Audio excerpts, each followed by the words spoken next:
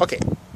Mimi ni mtu mkubwa, mtu wa mambo makubwa, mtu nayemiliki jengo kubwa, natembelea gari la bei kubwa. Oh yes, na mke wangu akipita kitaa Masela wanamuita bi kubwa. Okay, tuna watoto wawili wadogo tu, wana umri mdogo tu, lakini wana milili kubwa. Okay, na kila mwaka mimi na wife huwa tunafanya safari kubwa, tunatembelea nchi kubwa, tunafikia kwenye hoteli kubwa, alafu tunakula vyakula vilivyopikwa na wapishi kubwa. Ya wakati huo mimi nakunywa mvinyo wa bei kubwa.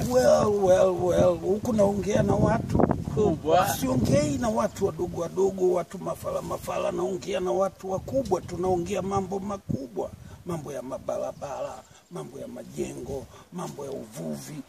Unaelewa? Kwa hivyo mimi ni mtu mkubwa.